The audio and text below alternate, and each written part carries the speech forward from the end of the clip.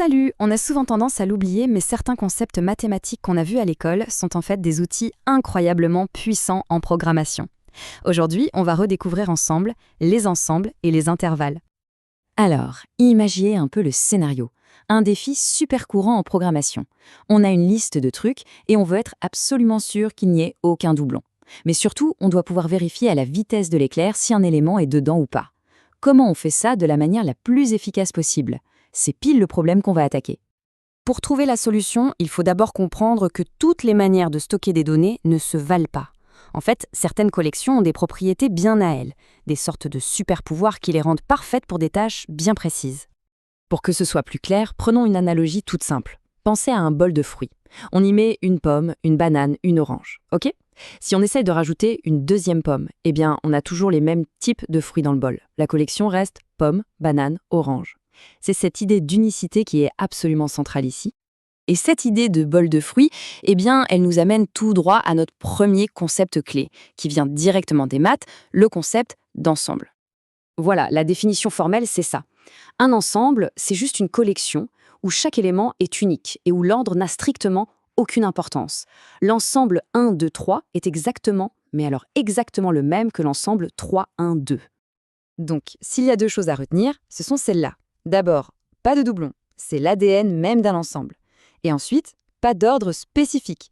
On ne peut pas demander « donne-moi le deuxième élément de l'ensemble ». Ça n'a aucun sens. Allez, on passe maintenant à notre deuxième concept, l'intervalle.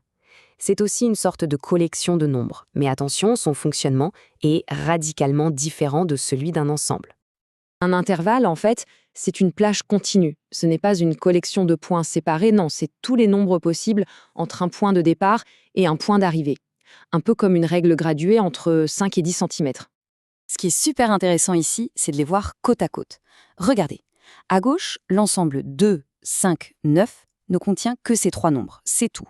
À droite, l'intervalle 2, 9 contient 2, il contient 9, mais il contient aussi 2.1, 3.14, 8.999, bref, une infinité de nombres. L'un est discret, l'autre est continu. C'est la grande différence. D'accord, c'est rapide, c'est pratique, mais en quoi ces deux concepts, les ensembles et les intervalles, changent vraiment la donne au quotidien?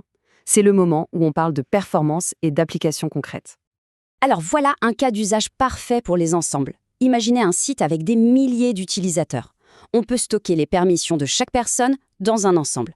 Quand quelqu'un veut faire une action, on vérifie juste si la permission nécessaire est in son ensemble de permissions. C'est simple, c'est direct. Et pour les intervalles alors, pensez à vérifier si une transaction a eu lieu pendant les heures d'ouverture, disons entre 9 h et 17 h, ou si l'âge d'un participant est bien entre 18 et 65 ans. C'est une vérification d'appartenance à un intervalle. C'est tout aussi fondamental. Et là, attention, voici le moment Eureka. La recherche dans un ensemble a une complexité qu'on appelle O de 1 ou temps constant. En français, ça veut dire que peu importe si l'ensemble contient 10, 100 ou même 10 millions d'éléments, le temps pour vérifier si un truc est dedans reste le même. C'est quasi instantané. Et pour nos intervalles, c'est la même histoire. Vérifier si un nombre est entre deux bornes, ça se fait aussi en temps constant. Deux outils, deux formes d'efficacité maximale. Donc, pour faire simple, les ensembles sont de véritables super-héros pour trois tâches. Nettoyer une liste de ces doublons, vérifier si un élément est présent à une vitesse folle et faire des opérations logiques, comme trouver les éléments communs.